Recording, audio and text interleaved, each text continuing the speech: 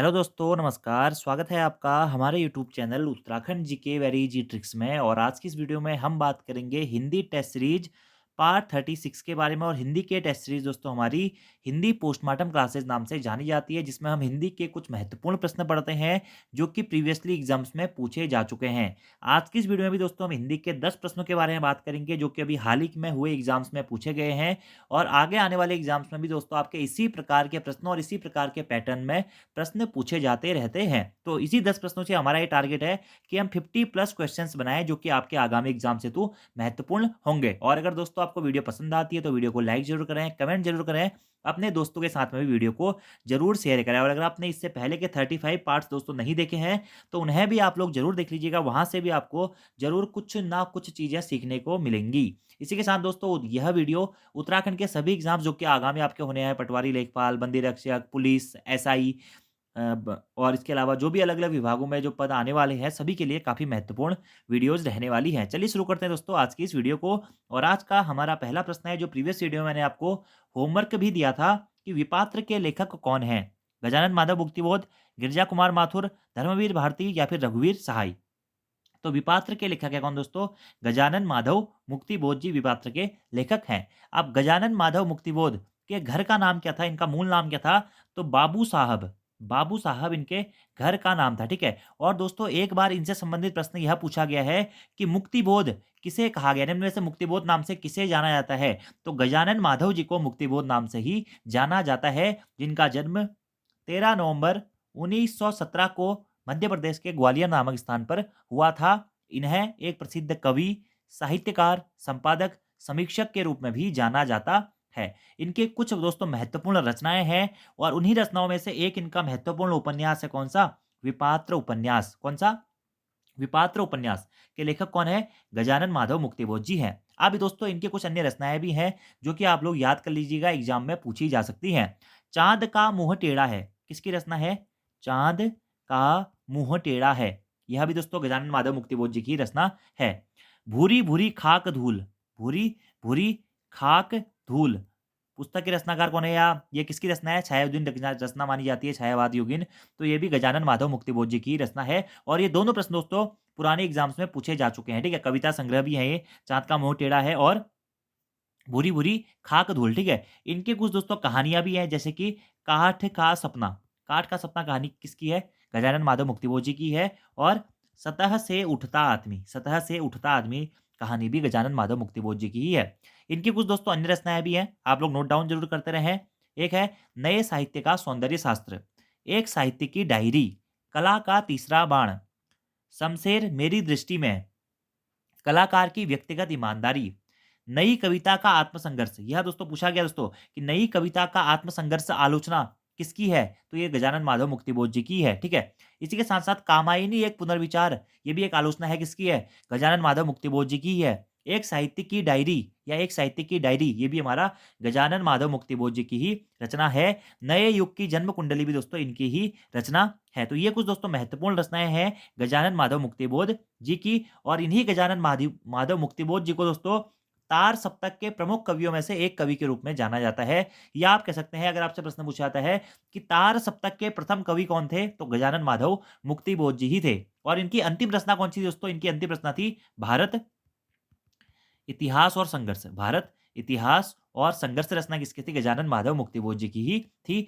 और शहर से स्वीकारा है भी इनकी एक क्या थी? प्रसिद्ध कविता थी, ठीक है। और गजानन माधव मुक्तिबोध जी से दोस्तों आपको एक पॉइंट ये भी याद रखना है कि तार सप्तक के प्रथम कवि के रूप में इन्हें जाना जाता है। और गजानन माधव मुक्तिबोध जी को ही दोस्तों प्रगतिशील कविता और नई कविता के बीच में सेतु माना जाता है। तो प्रगतिशील कविता और नई कविता के बीच में सेतु किस कवि को जाना जाता है? तो गजानन माधव मुक्तिबोध जी को ही जाना जाता है। इनके बचपन का नाम बाबू साहब था। और इन्होंने दोस्तों वसुधा और नया खून, वसुधा और नया खून नामक पत्रिकाओं में संपादन या सह संपादक का कार्य भी किया था। इतने पॉइंट दोस्तों आपको इनमें से याद रखने हैं। इसी के साथ-साथ गजानन माधव मुक्तिबोध जी को ही दोस्तों हार चुकाने वाले संकल्पधर्मी कवि के रूप में भी जाना जाता है। तो हार चुकाने वाले संकल्पधर्मी कवि के रूप में गजानन माधव मुक्तिबोध जी को ही जाना जाता है। और नए साहित्य का सौंदर्य शास्त्र तथा अब आखिर रचना क्यों नाम से है, ठीक है? तो नए साहित्य का सौंदर्य शास्त्र जो रचना है इनकी अब आखिर क्यों नाम से वर्तमान में जानी जाती है। तो इतने पॉइंट आपको गजानन माधव मुक्तिबोध जी से याद रखने हैं और इनका भी पोस्टमार्टम हमने कर दिया है। जितने भी प्रश्न यहाँ से पूछे जाने थे, सभी दोस्तों मैंने आपको बता दिए हैं। तो ये सभी चीज़ें आप लोग नोट डाउन ज़रूर कर लें। अगले प्रश्न की बात करते हैं कि सिफारिश किस भाषा का शब्द है? अरबी, फ़ारसी, तुर्की या उपयुक्त में से कोई नहीं। तो दोस्तों इस प्रश्न का सही आंसर है अरबी भाषा का शब्द है क्या? सिफारिश। और यह प्रश्न यूके के द्वारा भी पूछा जा चुका है, ठीक है? देखिए दोस्तों, अगर आपने शब्द के प्रकार पढ़े होंगे, तो हिंदी में शब्दों को मुख्यतः उत्पत्ति, स्रोत या इतिहास के आधार पे 5 भागों में बाँटा जाता है, ठीक है? उत्पत्ति, स्रोत, इतिहास एवं उद्गम के आधार पे शब्दों को 5 भागों में बाँटा गया है। पहला है दोस्तों तत्सम शब्द, दूसरा है तद्भव शब्द, तीसरा है दोस्तों देशज शब्द, चौथा है विदेशज शब्द और पाँचवाँ है दोस्तों हमारा क्या?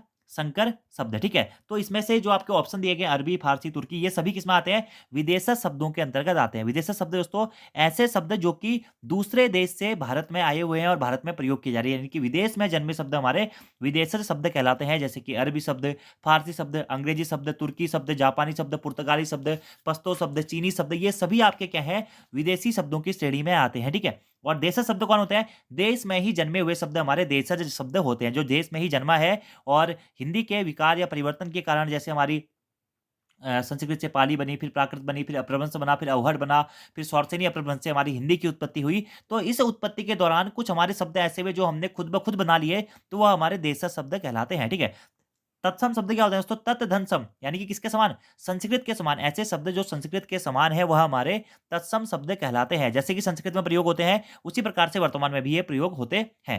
तद्भव शब्द क्या होते हैं? ऐसे शब्द दोस्तों जो कि हिंदी के विकास में परिवर्तन के साथ-साथ में संस्कृत से परिवर्तित होके अपने अलग रूप में आ गए हैं या हिंदी वाले रूप में प्रयोग किए जाने लगे हैं, वह हमारे तद्भव शब्द होते हैं। यानी कि तद, धन, भव, यानी कि उससे होना। संस्कृत से परिवर्तित होकर जो भी विकृत होकर जो शब्द बने हैं, उन्हें हम तद्भव शब्द कहते हैं। और अगला होता है दोस्तों क्या? संकर शब्द। संकर शब्द क्या होते हैं? 2 भिन्न-भिन्न स्रोतों से आए हुए शब्दों के मेल से जो नए शब्द बनते हैं, उन्हें हम संकर शब्द कहते हैं।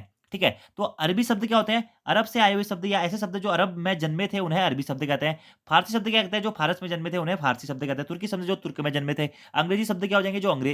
जो अंग्रेज या ब्रिटेन के जो देश थे, वहाँ पे जन्मे थे। तो इस प्रकार से आपको ये चीज़ें याद रखनी है, ठीक है? तो सिफारिश दोस्तों आपका क्या है? अरबी भाषा का शब्द है। कुछ किताबों में सिफारिश को फ़ारसी भाषा में भी दिया गया है दोस्तों। इन शब्दों की एक बहुत बड़ा डिफेक्ट दोस्तों हमें देखने को ये मिलता है कि अलग-अलग किताबों में हमें ये शब्द अलग-अलग मिलते हैं, ठीक है? लेकिन आयोग ने आंसर अरबी माना था, तो आपको भी अरबी ही मानते हुए चलना है। अब आयोग ने दोस्तों ये जो आंसर माना था ना, यह पृथ्वीनाथ पांडे जी की एक किताब आती है, उसमें से आयोग के द्वारा यह प्रश्न पूछा गया था। मैं आपको दिखा भी देता हूँ, ये वो किताब है, ठीक है? अभी आपको शायद स्क्रीन पे दिख ना रहा हो, ठीक है? लेकिन ये वो किताब है जहाँ से आपका ये प्रश्न पूछा गया था, ठीक है? यहाँ पर आप देख सकते हैं दोस्तों, देखिए कि अरबी में ही दिया गया क्या? सिफ़ारिश, ठीक है? देखिए, ये सिफ़ारिश जो शब्द है, यह अरबी के अंतर्गत ही दिया गया है। देखिए, सिफ़ारिश शब्द जो है, अरबी भाषा का शब्द है। सिफ़ारिश के साथ-साथ दोस्तों अदालत, इम्तिहान, ऐतराज़, औरत, तनख्वाह, तारीख, मुकदमा, हाल, अमीर, अकल, इलाज, ये सभी आपके अरबी भाषा के शब्द हैं, ठीक है? इसी के साथ-साथ में फ़ारसी भाषा के शब्द कौन-कौन से? आप देखिए, ये जो आदमी शब्द है ना, ये किसी-किसी किताब में तो अरबी शब्द दिया है, किसी-किसी किताब में इसे फ़ारसी में दे दिया है, ठीक है?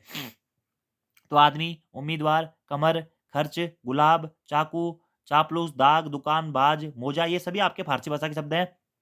ये तुर्की भाषा के शब्द हैं, ये पुर्तगाली भाषा के शब्द हैं और ये अंग्रेजी भाषा के शब्द हैं। ये मराठी भाषा के शब्द हैं और ये बंगला भाषा के शब्द हैं। इनको भी आप ज़रूर नोट डाउन कर लें कि उपन्यास किस भाषा का शब्द है, तो बांग्ला भाषा का शब्द है। तो जो भी मैंने आपको दोस्तों लिस्ट बताई थी, वो सभी चीज़ें आप लोग नोट डाउन ज़रूर कर लीजिएगा। और यहाँ पर जो प्रश्न पूछा गया कि सिफ़ारिश किस भाषा का शब्द है, तो सिफ़ारिश दोस्तों आपका अरबी भाषा का शब्द है। अरबी ऑप्शन में नहीं होगा, तो आप फ़ारसी को भी लगा सकते हैं। ऐसे ही दोस्तों कुछ महत्वपूर्ण शब्द हैं, जो कि एग्ज़ाम में बार-बार पूछे जाते हैं। जैसे कि उर्दू, किस भाषा का शब्द है दोस्तों? उर्दू जो है तुर्की भाषा का शब्द है। कैंची कौन-सी भाषा का शब्द है? कैंची भी तुर्की भाषा का शब्द है, ठीक है? तुर्क भी तुर्की भाषा का शब्द है। चाकू, कुली, चेचक, दरोगा, बीबी, बेगम, ये सभी आपके तुर्की भाषा के शब्द हैं, ये आपको ये याद रखना है, ठीक है? इसी के साथ-साथ में कुछ हमारे जो चीनी भाषा के शब्द हैं, वो भी बहुत महत्वपूर्ण है दोस्तों। क्या चाय किस भाषा का शब्द है? क्या चाय किस भाषा का शब्द है? तो चाय दोस्तों चीनी भाषा का शब्द है। चाय के साथ-साथ ही लीची, चीकू और चीनी, ये चीनी भी दोस्तों क्या है? चीनी भाषा का ही शब्द है। ये सारे पॉइंट आप लोगों को याद रखने हैं। तो राइट आंसर हो जाएगा आपका क्या? अरबी भाषा। इसके ऊपर दोस्तों मैं एक वीडियो भी बना चुका हूँ अरबी शब्द और फारसी शब्दों के ऊपर, तो वो वीडियो भी आप लोग ज़रूर देख लीजिएगा। अगला हमारा प्रश्न है, सरल सा प्रश्न है, एग्ज़ाम में पूछा गया है कि ऑल इंडिया रेडियो दिसंबर 1957 ईस्वी के बाद में निम्न में से किस नए नाम से पुकारा जाने लगा? तो ऑल इंडिया रेडियो दोस्तों दिसंबर 1957 के बाद से इसे आकाशवाणी नाम से जाना जाने लगा। और यह प्रश्न दोस्तों आप सभी लोगों ने पढ़ा होगा। यह प्रश्न आपने इस प्रक्षेप्य में पढ़ा होगा कि किसकी सलाह पर ऑल इंडिया रेडियो का नाम आकाशवाणी कर दिया गया था? तो सुमित्रा नंदन पंत जी की सलाह पर दोस्तों ऐसा कहा जाता है कि ऑल इंडिया रेडियो का नाम दिसंबर 1957 में परिवर्तित करके क्या आकाशवाणी रख दिया गया था। तो वही प्रश्न पूछा गया इनडायरेक्टली तरीके से, ऑल इंडिया रेडियो दिसंबर 1957 ईस्वी में निम्न में से किस नए नाम से पुकारा जाने लगा? आकाशवाणी नाम से इसे पुकारा जाने लगा। अब थोड़ा-सा दोस्तों ऑल इंडिया रेडियो के बारे में जान लेते हैं। तो रेडियो क्या है दोस्तों? जनसंचार के एक प्रसिद्ध माध्यम के अंतर्गत जाना जाता है। और रेडियो क्या है? हमारा जनसंचार का एक श्रव्य माध्यम है, ठीक है? और किस प्रकार की जनसंचार में आता है दोस्तों आपका रेडियो? तो रेडियो जो आपका आता है दोस्तों क्या? श्रव्य जनसंचार माध्यम के अंतर्गत ये आता है, ठीक है? इसी के साथ-साथ में यहाँ से दोस्तों 1 से 2 प्रश्न बनते हैं जो कि आपसे एग्ज़ाम में, कि रेडियो के आविष्कारक कौन थे? तो इटली के इंजीनियर थे कौन? जी मार्कोनी, जिन्होंने रेडियो का आविष्कार किया था, ठीक है? इसी प्रकार से दोस्तों यहाँ से प्रश्न पूछा जाता है रेडियो से कि रेडियो दिवस प्रतिवर्ष किस तिथि को मनाया जाता है? तो 13 फरवरी को प्रतिवर्ष दोस्तों आपका रेडियो दिवस मनाया जाता है। एग्ज़ाम में पूछा हुआ प्रश्न है।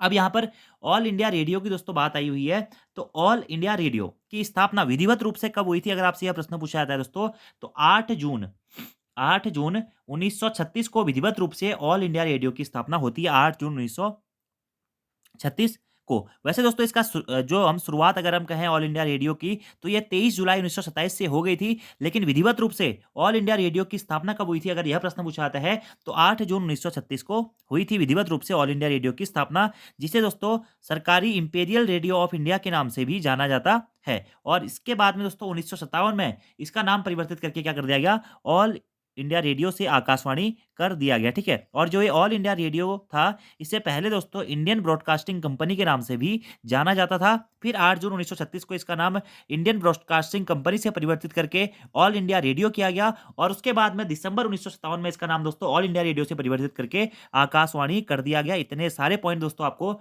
एग्ज़ाम के लिए डायरेक्टली याद रखने है, ठीक है? और जनसंचार के माध्यम के अंतर्गत हम दोस्तों रेडियो के बारे में पढ़ते हैं, ठीक है? जनसंचार के मैंने आपको दोस्तों माध्यम बताए थे। मुख्यतः जनसंचार के कितने माध्यम होते हैं? 3 माध्यम होते हैं। एक होता है प्रिंटेड मीडिया, अगला होता है इलेक्ट्रॉनिक मीडिया और तीसरा होता है सोशल मीडिया। तो जो रेडियो, टेलीविज़न, इंटरनेट, सिनेमा है, यह दोस्तों किसमें आता है? यह आपका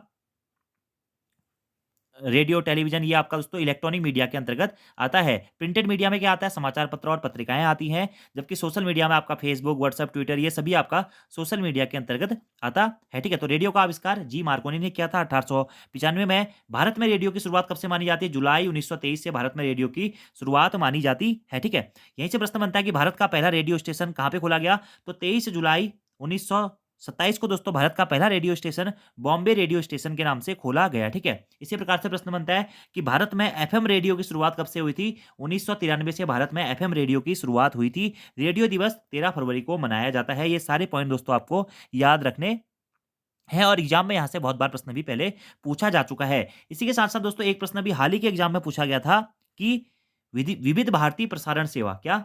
विविध भारती प्रसारण सेवा की शुरुआत कब से हुई थी? तो विविध भारती प्रसारण सेवा की शुरुआत दोस्तों 3 अक्टूबर 1957 से हुई थी। आबकारी प्रवर्तन सिपाही के एग्जाम पेपर में पूछा चुका है। 3 अक्टूबर 1957 से विविध भारती प्रसारण सेवा की शुरुआत हुई थी, ठीक है? और इसी विविध भारती प्रसारण सेवा को आकाशवाणी का पंचरंगी कार्यक्रम भी कहा जाता है। आकाशवाणी का पंचरंगी कार्यक्रम भी इसी को कहा जाता है। ये पॉइंट भी दोस्तों आपको डायरेक्टली नोट डाउन करने हैं। इसी प्रकार से दोस्तों यहाँ से एक प्रश्न और पूछा जाता है कि आकाशवाणी और दूरदर्शन को केंद्र सरकार के सीधे नियंत्रण से निकालकर प्रसार भारती नाम से स्वायत्त शासित निकाय को कब सौंपा गया? तो प्रसार भारती स्वायत्त निकाय को आकाशवाणी और दूरदर्शन को केंद्र सरकार के नियंत्रण से हटाकर प्रसार भारती नाम से स्वायत्त शासी निकाय को कब सौंपा गया? 1997 में सौंपा गया। कब? 1997 में। तो रेडियो से संबंधित जो भी महत्वपूर्ण प्रश्न थे, वो मैंने आपको करा दिए हैं और जनसंचार के ऊपर भी मैं दोस्तों 2 से 3 वीडियो ऑब्जेक्टिव माध्यम में आपको करा चुका हूँ। वो वीडियोज़ आप ज़रूर देख लीजिएगा। अगला हमारा प्रश्न है दोस्तों, अच्छा प्रश्न है कि भाषा में लोकोक्ति व मुहावरों का प्रयोग निम्न में से उनके किस गुण के कारण किया जाता है? ठीक है, तो भाषा में लोकोक्ति और मुहावरों का प्रयोग दोस्तों उनके इन सभी गुणों के कारण किया जाता है। क्या? गतिशीलता के गुण के कारण, स्वाभाविकता के गुण के कारण, सहजता के गुण के कारण, यानी कि उपयुक्त सभी के कारण किया जाता है। ठीक है, और यह प्रश्न यूके ट्रिपल एससी के द्वारा हाल ही के एग्जाम में पूछा भी जा चुका है। अब मूलतः दोस्तों मुहावरा क्या होता है? सबसे पहले हम बात करते हैं कि मुहावरा क्या होता है। मुहावरा किस भाषा का शब्द है दोस्तों? मुहावरा अरबी भाषा का शब्द है। एग्जाम में पूछा हुआ प्रश्न है।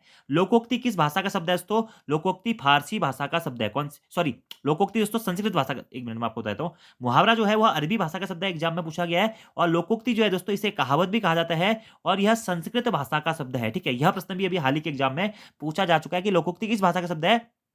तो ये संस्कृत भाषा का शब्द है, जबकि मुहावरा क्या है? अरबी भाषा का शब्द है। मुहावरे का अर्थ क्या होता है? बातचीत करना या फिर उत्तर देना। ठीक है, और हिंदी में दोस्तों मुहावरे को क्या कहते हैं? वाग्धारा भी कहते हैं। वाग्धारा भी कहते हैं मुहावरे को। ठीक है, जब कोई वाक्यांश अपने सामान्य अर्थ को छोड़कर कोई विशेष अर्थ में रूढ़ हो जाता है तो उसे हम मुहावरा कहते हैं। अपना सामान्य अर्थ छोड़कर भी किसी विशेष अर्थ में दोस्तों यह रूढ़ हो जाता है तो इसे हम दोस्तों क्या कहते हैं? मुहावरा कहते हैं। जैसे कि कहते हैं ना 9 2 11 हो जाना। ठीक है, 9 2 11 हो जाना का अर्थ क्या होता है? भाग जाना। इसी प्रकार से क्या होता है? श्री गणेश करना, इसका अर्थ क्या होता है? शुरू करना। ठीक है, ऐसे ही है चार चांद लगाना, यानी कि प्रतिष्ठा बढ़ाना। तो ये क्या होता है? हमारे मुहावरे होते हैं। जब कोई वाक्यांश अपने सामान्य अर्थ को छोड़कर किसी विशेष अर्थ में रूढ़ हो जाता है तो इसे हम मुहावरा कहते हैं। और मुहावरा मेल दी हमारा दोस्तों किस भाषा का शब्द है? अरबी भाषा का शब्द है। ठीक है, इसी प्रकार से दोस्तों लोकोक्ति भी होते हैं। मुहावरे को ही वाग्धारा भी कहते हैं। इसी प्रकार से लोकोक्ति भी होता है। लोकोक्ति का अर्थ होता है लोक में प्रचलित उक्ति, लोकोक्ति कहलाती है। जब कोई पूरा कथन किसी विशेष प्रसंग में उद्धृत किया जाता है तो उसे हम लोकोक्ति कहते हैं। और इसी लोकोक्ति को दोस्तों हम कहावत भी कहते हैं। क्या कहते हैं? कहावत भी कहते हैं। लोकोक्ति और मुहावरे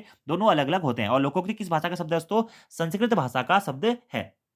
और लोकोक्ति और मुहावरे दोनों की ये विशेषता होती है दोस्तों कि इनमें सजीवता और सरसता का संचरण पाया जाता है, इनमें लाक्षणिकता पाई जाती है, इनमें सटीकता या स्वाभाविकता पाई जाती है। इसी के साथ-साथ में सौंदर्य की दृष्टि से यह हमारे उच्च माने जाते हैं। और हरिवंश राय शर्मा जी के शब्दों में दोस्तों वह कहते हैं कि मुहावरे तथा लोकोक्तियों के प्रयोग से भाषा शैली में गतिशीलता और रुचिकरता आती है और यदा-कदा उसमें चरित्रता का भी समावेश हो जाता है। तो गतिशीलता और स्वाभाविकता किसने कहा था दोस्तों? यह कहा था हरिवंश राय शर्मा ने कि ये विशेषताएँ इसकी होती है। बाकी मुहावरों और लोकोक्ति में सजीवता, सरसता, सटीकता, सहजता, स्वाभाविकता भी होती है। ये पॉइंट दोस्तों आपको डायरेक्टली नोट डाउन कर लेने हैं। और मुहावरे का शब्दार्थ बोलचाल या बातचीत या अभ्यास के नाम से भी हम मुहावरे को जानते हैं। और मूलतः ये हमारा अरबी भाषा का शब्द है। ठीक है, अरबी का मुहावरा शब्द था, फिर उर्दू में मुहाविरा हुआ, फिर हिंदी में यह हमारा मुहावरा बन गया। ठीक है, और मुहावरा क्या होता है? जो किसी विशेष अर्थ को हमारा प्रकट करता है, अपने मूल अर्थ को छोड़कर किसी विशेष अर्थ के में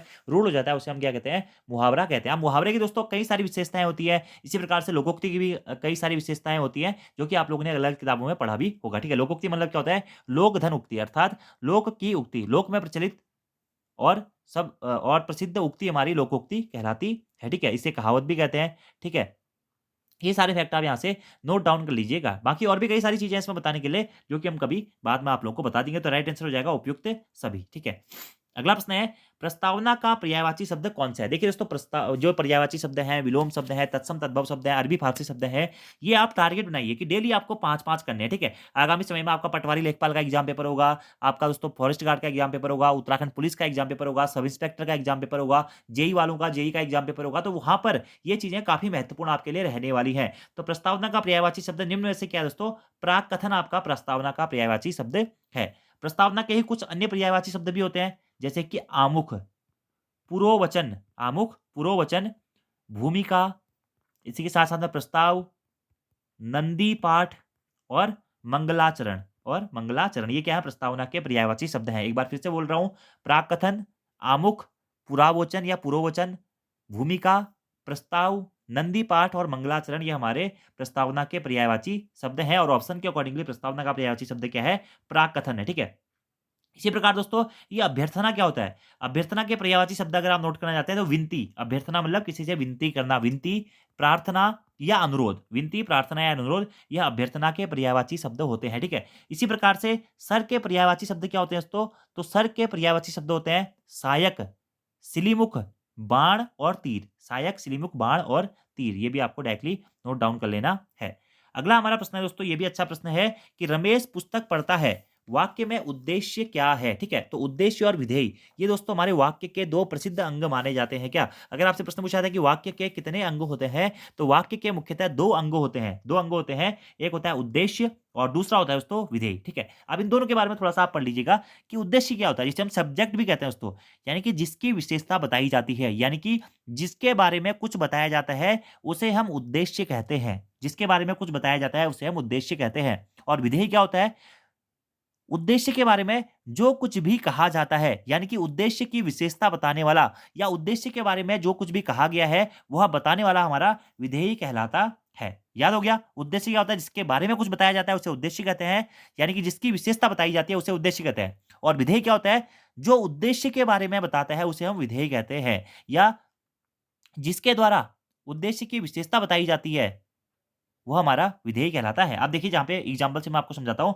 रमेश पुस्तक पढ़ता है, इस वाक्य में उद्देश्य क्या है, तो किसके बारे में बताया जा रहा है, उद्देश्य मैंने आपको क्या बताया, जिसकी विशेषता बताई जाती है या जिसके बारे में कुछ बताया जाता है। किसके बारे में बताया जा रहा है, रमेश के बारे में बताया जा रहा है दोस्तों। रमेश क्या हो जाएगा आपका यहाँ पे, उद्देश्य हो जाएगा क्या, रमेश, ठीक है। और रमेश पुस्तक पढ़ता है, तो पुस्तक पढ़ता है क्या दोस्तों, ये हमारा विधेय हो जाएगा, क्योंकि उद्देश्य के बारे में जो कुछ भी कहा जाता है उसे हम विधेय कहते हैं। तो उद्देश्य जिसके बारे में कहा जा रहा है, रमेश के बारे में कहा जा रहा है कि वह पुस्तक पढ़ता है, तो रमेश के बारे में कहा जा रहा है तो रमेश उद्देश्य हो जाएगा, और पुस्तक पढ़ता है दोस्तों आपका क्या हो जाएगा, विधेय हो जाएगा, ठीक है। ऐसे ही अगर हम कहते हैं कि सचिन दौड़ता है, सचिन दौड़ता है, तो किसके बारे में कहा जा रहा है, सचिन के बारे में कहा जा रहा है दोस्तों, तो सचिन हमारा क्या हो जाएगा, उद्देश्य हो जाएगा, और दौड़ता है हमारा क्या हो जाएगा, विधेय हो जाएगा, ठीक है। तो इस प्रकार के प्रश्न दोस्तों आपको याद रखने हैं, एग्जाम में पूछे जा सकते हैं, ठीक है। उद्देश्य क्या होता है, विधेय क्या होता है। इसी प्रकार से हमने कहा विवेक खेलता है, तो विवेक हमारा क्या हो जाएगा दोस्तों, विवेक उद्देश्य हो जाएगा, और खेलता है हमारा क्या हो जाएगा, विधेय हो जाएगा। ये प्रश्न आपको याद रखना है। बाकी विधेय को आप ये भी कह सकते हैं दोस्तों कि वाक्य के कर्ता या उद्देश्य को अलग करने के बाद वाक्य में जो कुछ भी शेष रह जाता है वह हमारा विधेय कहलाता है। उद्देश्य पहचान तो सरल है, जिसके बारे में कहा जा रहा है वो उद्देश्य है, उसके अलावा जो कुछ भी बचा दोस्तों हमारा, वह हमारा विधेय के अंतर्गत आ जाता है। ये सारे फैक्ट आप लोग नोट कर लीजिएगा, एग्जाम्स के पॉइंट ऑफ व्यू से बहुत महत्वपूर्ण दोस्तों आपका ये रहने वाला है, ठीक है। इसी प्रकार से फिलहाल आप इतना नोट कर लीजिएगा, वाक्य के अंगों के बारे में उद्देश्य और विधेय, आंसर हो जाएगा आपका रमेश, ठीक है। कोई भी एग्जांपल आज से आए उद्देश्य या विधेय का, तो आप इस प्रकार से उसे सॉल्व कर सकते हैं। अगले प्रश्न की बात करते हैं। अगला हमारा प्रश्न है दोस्तों कि निर्निमेष शब्द का अर्थ बताइए, ठीक है। तो आप ये ऐसे शब्द हैं दोस्तों जो आपको याद करने पड़ेंगे हिंदी की दृष्टि से, और बिना याद किए हुए इसमें कुछ भी नहीं हो सकता है, ठीक है। तो निर्निमेष का शाब्दिक अर्थ क्या होता है दोस्तों, ये होता है बिना पलक झपकाए। निर्निमेष क्या होता है, बिना पलक झपकाए, या पलक झपकाए बिना के लिए एक शब्द क्या होगा, वो होगा निर्निमेष, याद रखना है आपको, ठीक है। अगला प्रश्न है दोस्तों कि खूंटी के बल बछड़ा कूदे, मुहावरे का अर्थ क्या है। तो मुहावरा मैंने आपकी थोड़ी देर पहले आपको बताया था, इसे वाग्धारा भी कहते हैं, अरबी भाषा का ये शब्द होता है। और खूंटी के बल बछड़ा कूदे, मुहावरे का अर्थ क्या होता है दोस्तों, ये होता है दूसरे के बल पर कार्य करना। क्या होता है, दूसरे के बल पर कार्य करना हमारा खूंटी के बल बछड़ा कूदे मुहावरे का अर्थ होता है, कि दूसरे के बल पर अगर आप कोई भी कार्य करते हैं तो कहते हैं वह खूंटी के बल बछड़ा कूद रहा है, यानी कि वह दूसरे के बल पर कार्य कर रहा है, ठीक है, हो गया। अगला प्रश्न की बात करते हैं कि वीर पुत्र को जन्म देने वाली माँ, इस शब्द समूह के लिए एक शब्द कौन सा होगा। तो इस प्रकार के शब्दों प्रश्नों को भी आपको याद ही करना पड़ेगा दोस्तों, कि वीर पुत्र को जन्म देने वाली माँ, इस शब्द समूह के लिए एक शब्द होगा दोस्तों हमारा कौन सा, वीर प्रसू। वीर प्रसू यानी कि वीर प्रसू मतलब पुत्र या बच्चा, तो वीर पुत्र को जन्म देने वाली माँ के लिए एक शब्द हो जाएगा क्या, वीर प्रसू, ठीक है, याद रखना है आपको। अगले प्रश्न की बात करते हैं दोस्तों, निम्न में से हिंदी वाक्य का अनिवार्य तत्व नहीं है, ठीक है। और दोस्तों अगर आप हिंदी की पोस्टमार्टम क्लासेस देखेंगे तो ये चीजें मैं आपको पहले करवा चुका हूं कि हिंदी के कितने अनिवार्य तत्व होते हैं, तो हिंदी में वाक्य के कितने अनिवार्य तत्व होते हैं, तो हिंदी में वाक्य के मुख्यतः 6 अनिवार्य तत्व होते हैं। कौन कौन से 6 तत्व होते हैं, आज नोट कर लीजिएगा। सार्थकता, कि वाक्य में सार्थकता होनी चाहिए। अगला योग्यता। अगला क्या है, आकांक्षा, आकांक्षा, ठीक है। अगला क्या है, निकटता। अगला क्या है दोस्तों, पदक्रम, पदक्रम। और अगला क्या है, अन्वयी। ये 6 अनिवार्य तत्व होते हैं दोस्तों वाक्य के, ठीक है। वाक्य क्या होता है? शब्दों का व्यवस्थित समूह ही दोस्तों हमारा क्या कहलाता है? वाक्य कहलाता है। वाक्य शब्दों से मिलकर बने होते हैं, ठीक है? और शब्दों को जब आप एक सार्थक तरीके से, योग्य तरीके से, आकांक्षित तरीके से, निकटता की दृष्टि से, पदक्रम की दृष्टि से या अन्वय के तरीके से एडजस्ट करते हैं या रखते हैं, तो वो हमारा वाक्य कहलाता है। तो वाक्य के यह 6 तत्व होते हैं क्या? सार्थकता, योग्यता, आकांक्षा, निकटता, पदक्रम और अन्वय, ठीक है? तो ये 6 के 6 तत्व आपको याद रखने हैं। तो यहाँ पर प्रश्न पूछा गया है कि निम्न में से हिंदी वाक्य का अनिवार्य तत्व कौन-सा नहीं है? तो सार्थकता भी है दोस्तों, योग्यता भी है और पदक्रम भी है। तो कौन-सा नहीं है? ऑप्शन नंबर डी दोस्तों, अलंकार नहीं है। क्या नहीं है? अलंकार नहीं है। अलंकार मतलब क्या होता है? आभूषण। आभूषण जिस प्रकार से औरत गहने पहन के अपनी सुंदरता को बढ़ाती है, उसी प्रकार में दोस्तों अलंकार क्या होता है? सौंदर्य, किसी भी शब्द की या काव्य की या किसी भी पंक्ति की शोभा बढ़ाने के लिए जिन भी हम शब्दों का या शब्दांशों का प्रयोग करते हैं, वो हमारे अलंकार कहलाते हैं, ठीक है? अलंकार मतलब क्या होता है? आभूषण या सौंदर्य, ठीक है? यानी कि वाक्य, जो भी हमारा वाक्य है या पद है, उसकी विशेषता बढ़ाने के लिए जो भी हम चरणों का प्रयोग करते हैं, शब्दों का प्रयोग करते हैं, वो हमारे अलंकार कहलाते हैं। अलंकार 3 प्रकार के होते हैं, शब्दालंकार, अर्थालंकार और उभयालंकार। जब शब्द के माध्यम से वाक्य की विशेषता बताई जाती है, तो शब्दालंकार होता है। जब अर्थ के माध्यम से वाक्य की विशेषता बताई जाती है, तो अर्थालंकार होता है। और जब शब्द और अर्थ दोनों के माध्यम से वाक्य की विशेषता बताई जाती है, तो वहाँ पे हमारा उभयालंकार होता है। इतने पॉइंट दोस्तों आपको डायरेक्टली याद रखने हैं, ठीक है? इसी प्रकार से आपको यहाँ से दोस्तों देखिए, वाक्य आया ना, तो वाक्य बहुत महत्वपूर्ण है। देखिए, वाक्य के 6 अनिवार्य तत्व होते हैं, बता दिए। वाक्य के 2 अंग होते हैं, उद्देश्य और विधेय याद रखने हैं। अर्थ के आधार पे वाक्य के कितने प्रकार होते हैं? अर्थ के आधार पे वाक्य के 8 प्रकार होते हैं। बहुत इंपोर्टेंट प्रश्न है, पूछा गया एग्जाम में। प्रश्न एग्जाम में इस प्रकार से ही पूछा गया है कि अर्थ के आधार पर कौन-सा वाक्य का भेद नहीं है। तो अर्थ के आधार पे वाक्य के 8 भेद आपको लिखने हैं। कौन-कौन से होते हैं? विधानवाचक वाक्य, निषेधवाचक वाक्य, आज्ञावाचक वाक्य, प्रश्नवाचक वाक्य, इच्छावाचक वाक्य, संदेहवाचक वाच्य वाक्य, विस्मयवाचक वाक्य और संकेतवाचक वाक्य। कौन-कौन से? विधानवाचक, निषेधवाचक, आज्ञावाचक, प्रश्नवाचक, इच्छावाचक, संदेशवाचक, विस्मयवाचक और संकेतवाचक। ये आपके वाक्य के आधार पे, अर्थ के आधार पे वाक्य के 8 भेद होते हैं, ठीक है? इसी प्रकार से रचना के आधार पे वाक्य के 3 भेद होते हैं। रचना के आधार पे कौन-कौन से? सरल वाक्य या साधारण वाक्य। दूसरा है संयुक्त वाक्य और तीसरा है मिश्रित वाक्य या फिर मिश्र वाक्य। ये भी आपको दोस्तों पॉइंट डायरेक्टली नोट डाउन करने हैं। इसी प्रकार से हमारा दोस्तों एक क्या होता है? उपवाक्य होता है, ठीक है? उपवाक्य होता है, ठीक है? तो उपवाक्य के कितने प्रकार होते हैं? उपवाक्य के मुख्यतः 3 प्रकार होते हैं। कौन-कौन से? संज्ञा उपवाक्य, विशेषण उपवाक्य और क्रिया विशेषण उपवाक्य, ठीक है? इसी प्रकार से पदबंध, पदबंध के भी दोस्तों कितने प्रकार होते हैं? पदबंध के हमारे 4 प्रकार होते हैं। संज्ञा पदबंध, विशेषण पदबंध, क्रिया पदबंध और क्रिया विशेषण पदबंध। ये चीज़ें आपको दोस्तों यहाँ से डायरेक्टली नोट डाउन करनी है, ठीक है? तो कौन-सा अनिवार्य तत्व नहीं है? अलंकार, ठीक है? और दोस्तों अगर आप लोगों को इस प्रकार से वीडियो समझ में आ रही है, तो यार प्लीज़ सपोर्ट ज़रूर करें। और दोस्तों मैं ये सोच रहा हूँ ना, अब आपके लिए छोटे-छोटे टॉपिक्स जैसे कि 10-10 मिनट की मैं आपके लिए छोटी-छोटी वीडियोज़ ले आऊँ। पोस्टमार्टम क्लासेस तो हमारी चलती रहेंगी। इसी के साथ-साथ मैं आपको मैं 10-10 मिनट की वीडियोज़ देता हूँ, ठीक है? जैसे हिंदी का कोई भी टॉपिक उठा लेंगे, किसी दिन मुहावरे उठा लेंगे, तो मुहावरे के बारे में जो बेसिक इंट्रोडक्शन है, वो पढ़ लेंगे। किसी दिन वाक्य उठा लेंगे तो वाक्य के अलग-अलग प्रकार से, जैसे वाक्य के अर्थ के आधार पे भेद पढ़ लेंगे, किसी दिन वाक्य के रचना के आधार पे भेद पढ़ लेंगे, किसी दिन वाक्य के अनिवार्य तत्व पढ़ लेंगे या संज्ञा पढ़ेंगे तो कभी-कभी संज्ञा के प्रकार पढ़ लेंगे या कभी-कभी हम हिंदी भाषा का विकास पढ़ लें तो पश्चिमी भाषा के अंतर्गत हिंदी भाषा का विकास पढ़ लेंगे या हिंदी के अंतर्गत जो भी हमारा अपभ्रंश है, वो है अपभ्रंश से कौन-कौन सी बोलियाँ उत्पन्न हुई, ये पढ़ लेंगे। तो इस प्रकार के जो भी आपका हिंदी का टॉपिक है, जैसे कभी रेडियो के बारे में पढ़ लेंगे, कभी टेलीविज़न के बारे में पढ़ लेंगे, तो आप कमेंट बॉक्स में ज़रूर बताएँ कि अगर इस प्रकार से सीरीज़ को शुरू किया जाए तो कैसा रहेगा, ठीक है? बाकी आप लोगों को सपोर्ट दोस्तों करना पड़ेगा, तभी हम आपको डेली-डेली वीडियोज़ दे पाएँगे, क्योंकि ये थोड़ा-सा टाइम की कमी रहती है, इस वजह से ज़्यादा वीडियोज़ मैं आपको नहीं दे पाता हूँ, लेकिन अपनी तरफ से मैं आपके लिए पूरी कोशिश कर रहा हूँ। और दोस्तों आज का ये आपका होमवर्क का क्वेश्चन है कि निम्नलिखित में से किस शब्द में 2-2 उपसर्ग प्रयुक्त हुए हैं? इसका आंसर आपको कमेंट बॉक्स में देना है। प्रयोग, चिरकाल, अतिक्रमण और समालोचना, कि किस शब्द में 2-2 उपसर्ग प्रयोग हुए हैं और ये 2 उपसर्ग जो हैं कौन-कौन से हैं, ये भी आपको ज़रूर कमेंट बॉक्स में बताना है। बाकी आपको आज की वीडियो कैसी लगी, ये भी आप लोग दोस्तों ज़रूर बताइएगा। वीडियो पसंद आती है तो यार वीडियो को लाइक ज़रूर करें, कमेंट ज़रूर करें, अपने दोस्तों के साथ में भी ज़रूर शेयर करें। और दोस्तों अगर आप उत्तराखंड के आगामी एग्ज़ाम से तो किसी भी ऑनलाइन कोर्स या प्रैक्टिस सेट के बैच से जुड़ना चाहते हैं, तो प्ले स्टोर से हमारी application Uttarakhand GK very easy tricks को ज़रूर डाउनलोड कर लें। तो आज की वीडियो में इतना ही दोस्तों। Thank you, thanks for watching video. See you next time. धन्यवाद।